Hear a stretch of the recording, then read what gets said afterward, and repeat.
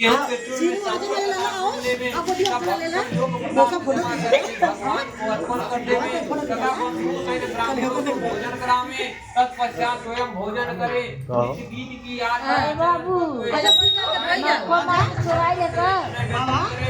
तरह तो पढ़वा करेंगे यही शरण मुक्ति पाए पूज्य श्री सत्यनारायण भगवान की महाराज की श्रीमन नारायण नारायण नारायण लक्ष्मी नारायण नारायण नारायण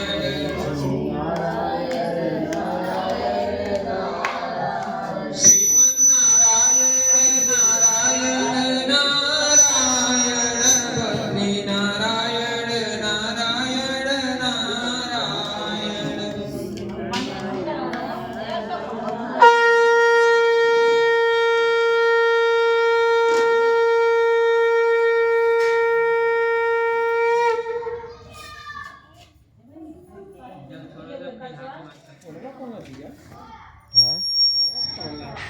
सूत जी बोले हे ऋषियों जिसने पहले समय में इस व्रत को किया है उनका इतिहास कहता हूँ। सुंदर काशीपुरी नगरी में एक अत्यंत निर्धन ब्राह्मण रहता था। वह भूख और प्यास से बेचैन वाली पृथ्वी पर घूमता था। ब्राह्मण से प्रेम करने वाले भगवान ने ब्राह्मण को दुखी देखकर पूरे ब्राह्मण का रूप धर उसके पास जा आदर के साथ पूछा, हे विप्र तू नित्य दुखी हुआ पृथ्वी पर क्यों घूमता है? ब्राह्मण यह सब तुझसे कहो मैं सुनना चाहता हूँ। ब्राह्मण बोला मैं निर्धन ब्राह्मण हूँ, भिक्षा के लिए पृथ्वी पर फिरता हूँ। हे भगवान यदि आप इसका उपाय जानते हो तो कृपा करके कहो। वृद्ध ब्राह्मण बोला कि सत्यनारायण भगवान मन वांछित फल देने वाले हैं, इसीलिए हे ब्राह्मण तू उनका पूजन कर जिसके करने से मनुष्य दुखों से मुक्त होता है। ब्राह्मण को व्रत का सारा विधान करो हर का दूसरे हो कुछ करवा सत्यनारायण भगवान अंतर ध्यान हो गए।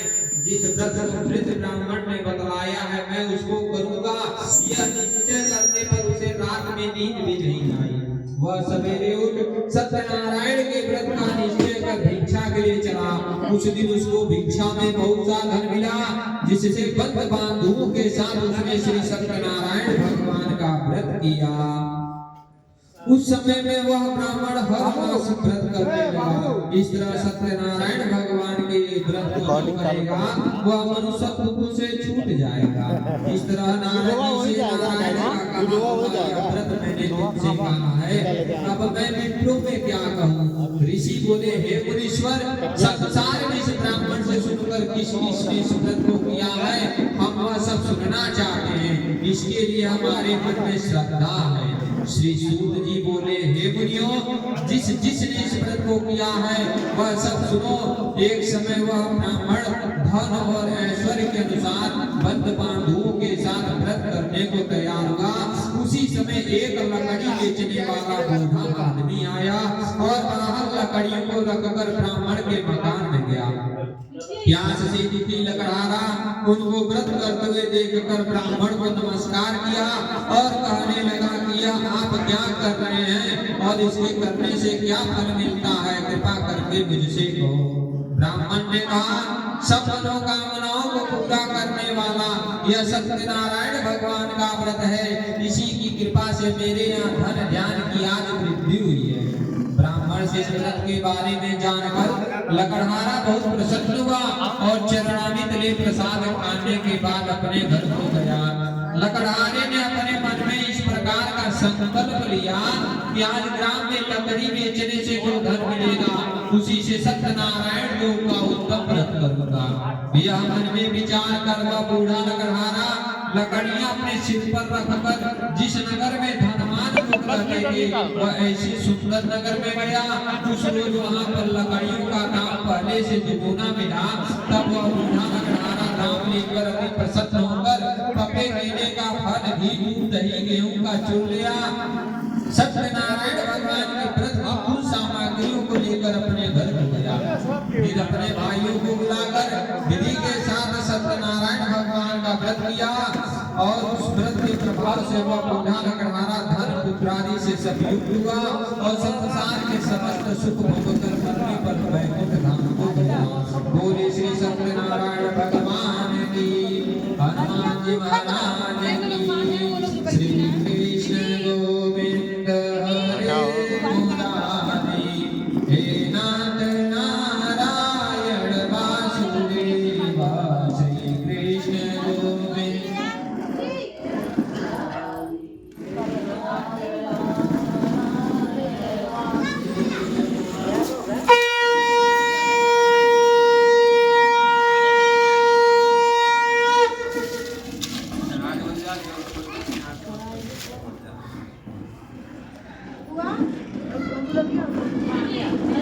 सूत जी बोले, हे ऋषियों,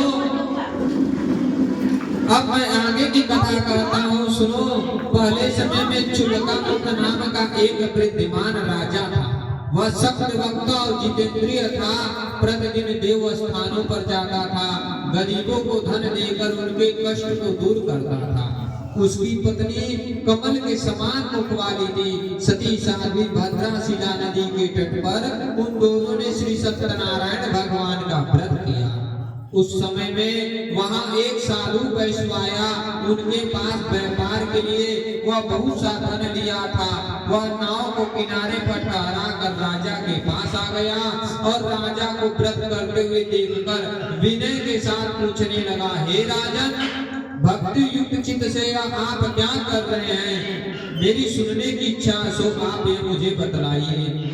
राजा बोला, हे साधु, अपने बंधुओं के साथ पुत्रादि की प्राप्ति के लिए यह महाशक्तिवान श्री सत्यनारायण भगवान का व्रत व पूजन किया जा रहा है। साधु आदर से बोला, हे राजन, मुझसे इसका सब विधान कहो, मैं भी आपके कथा अनुसार इस व्रत को करूंगा, क्योंकि मेरे भी कोई संतान नहीं है और इससे निश्चय होगी। राजा से सब विधान सुनकर व्यापार से निर्वृत्त हो आनंद के साथ साधु अपने घर को गया। साधु ने अपनी स्त्री से संतान देने वाले उस व्रत का समाचार सुनाया और कहा कि जब मेरे यहाँ संतान होंगी तब मैं इस व्रत को करूंगा। साधु ने ऐसे वचन अपनी स्त्री लीलावती से कहे।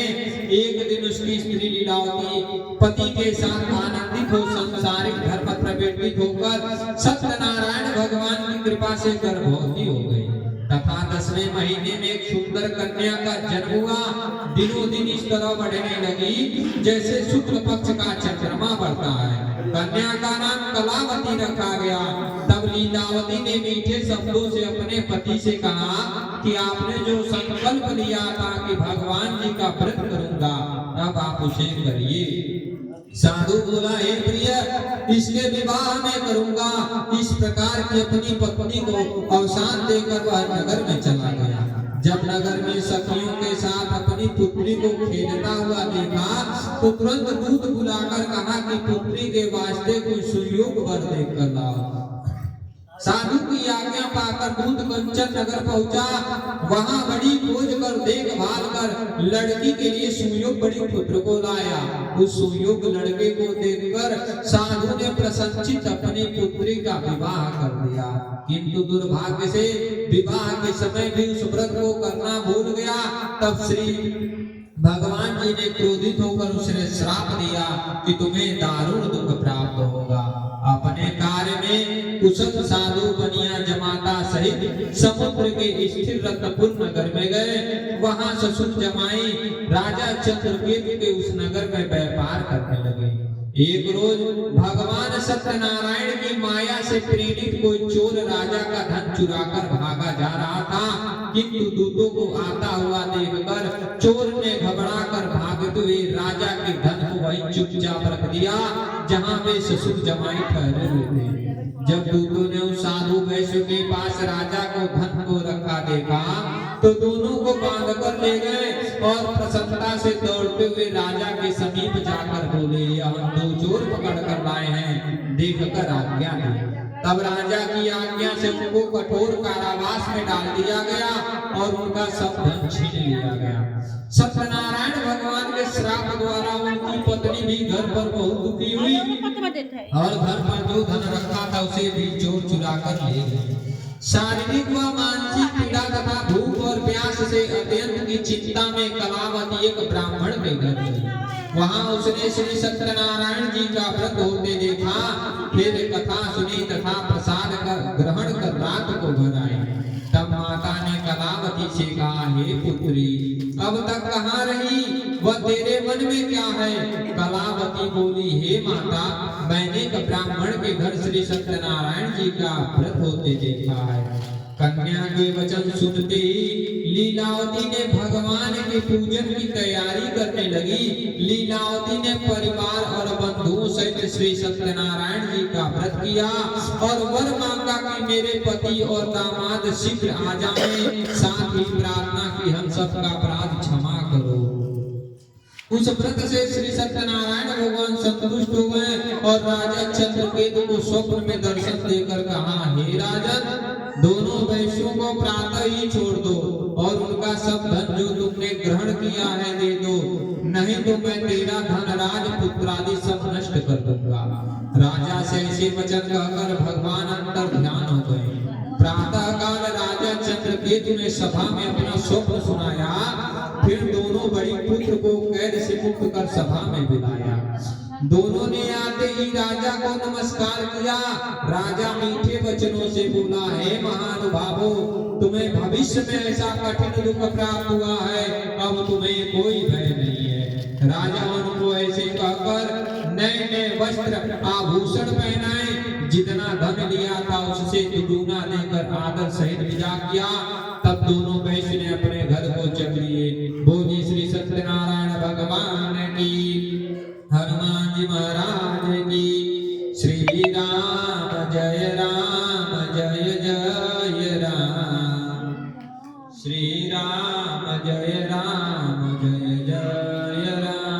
दो अक्षर का है प्यारा नाम, श्री राम जय राम। चढ़ा दो, इन जल छोड़ दो।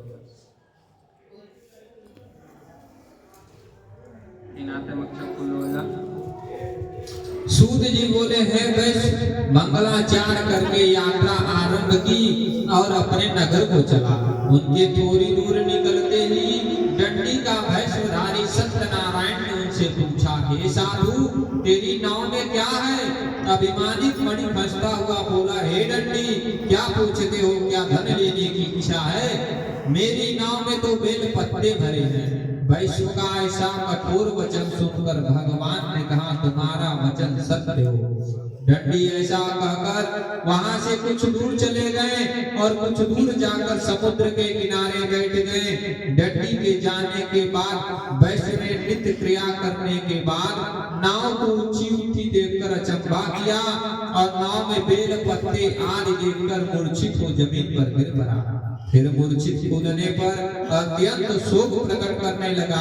तब उसका दामाद बोला कि आप शोक न करें, यह डंडी का श्राप है, अतः हमें उन्हीं की शरण में चलना चाहिए, तभी हमारी मनोकामना पूरी होगी। दामाद के ऐसे वचन सुनकर साधु बड़ी डंडी के पास पहुंचा और अत्यंत भक्ति भाव से नमस्कार करके बोला, हे भगवान, आपकी माया से मोहित ब्रह्मा आज भी आपके रूप को नहीं जानते, तब मैं अज्ञानी आपको कैसे जान सकता हूँ? आप प्रसन्न होइए, मैं सामर्थ्य के अनुसार आपकी पूजा करूंगा, मेरी रक्षा करो और पहले के समान नौका में धन भर दो। उसके भक्ति युक्त वचन सुनकर उसकी इच्छा अनुसार वर देकर अंतर ध्यान हो गए। तब साधु ने नाव पर आकर देखा कि नाव में धन परिपूर्ण है। फिर वह साथियों सहित अपने श्री सत्यनारायण जी का पूजन किया और अपने नगर को चला। अब अपने नगर के निकट पहुंचा, तब दूत को घर भेजा। दूत ने साधु के घर जा उसकी स्त्री को नमस्कार कर कहा कि साधु अपने दामाद सहित इस नगर के समीप आ गए हैं। साधु की स्त्री बड़े हर्ष के साथ सत्यनारायण जी का पूजन कर पुत्री से कहा, मैं अपने पति के दर्शन को जाती हूँ, तू कार्य कर, पूर्ण शीघ्र ही आना।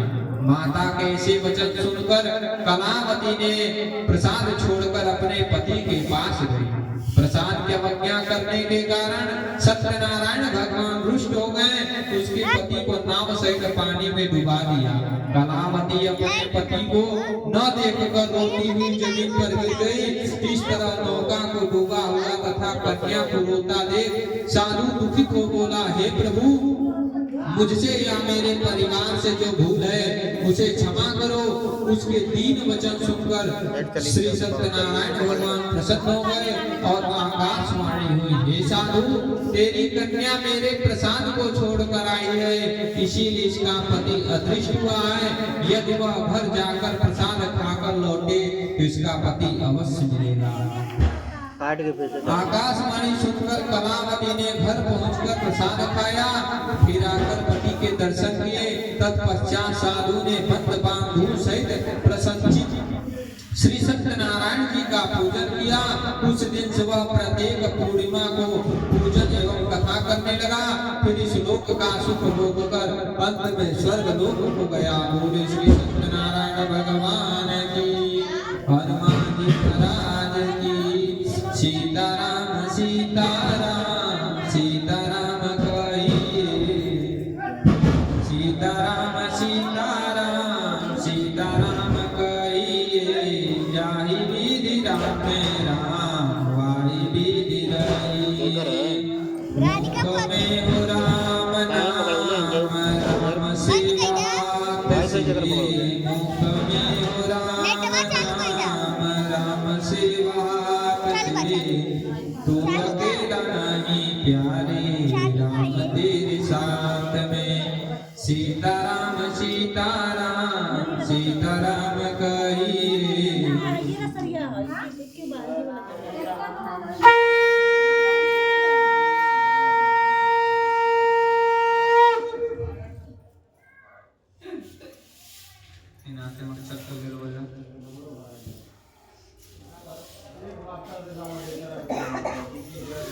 सूत जी बोले, हे ऋषियों, मैं और भी कथा कहता हूँ, सुनो। प्रजा पालन में लीन तुंगध्वज नाम का एक राजा था। उसने भी भगवान का प्रसाद त्याग कर बहुत दुख पाया। एक समय वन में जाकर वन पशुओं को मारकर बड़ के पेड़ के नीचे आया।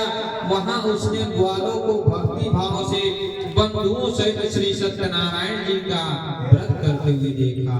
राजा देखकर भी अभिमान वश वहां नहीं गया और न ही नमस्कार ही किया। जब ग्वालों ने भगवान का प्रसाद उसके सामने रखा, वह प्रसाद को त्याग कर अपने सुंदर नगरी में चला गया।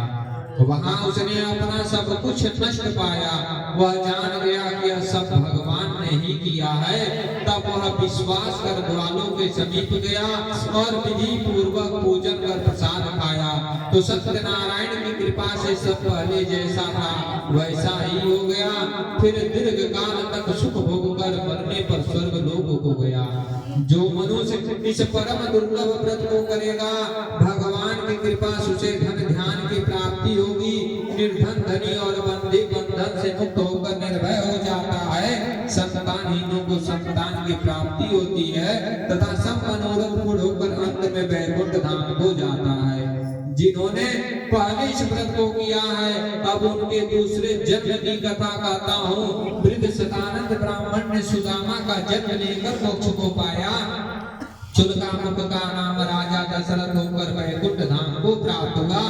साधु नाम वैश्य ने मोर ध्वज बनकर अपने पुत्र को आरे से छीनकर मोक्ष को प्राप्त किया।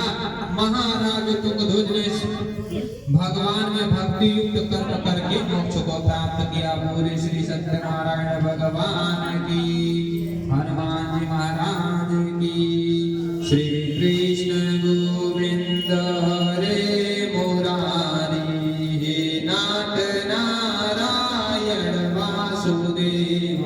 श्री कृष्ण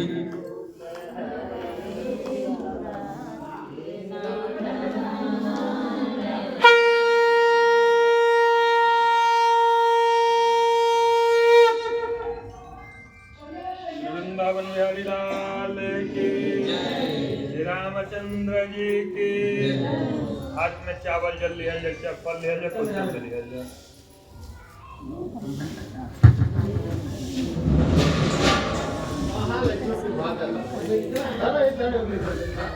बोल फल दिया जब केला ना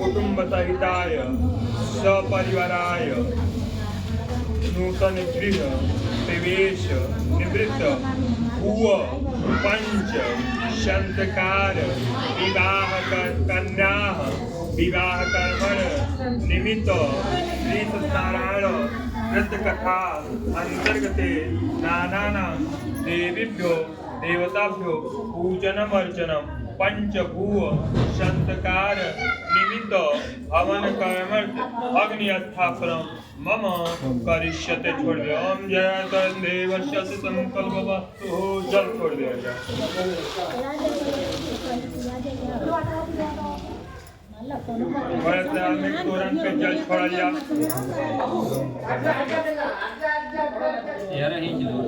वही छोड़ा ओम गंगा विराडो देवत महागंभोतम देवत गंगा पाप विनाशने दुरितम देवस्य गंगा कलकणी फूल छोड़ दिया जा फूल में ठो बोर के रोली सिंदूर चढ़ा दिया जा यावत पूजन देव सर्व कामं सिद्धर्थेभ्यो नमो नमः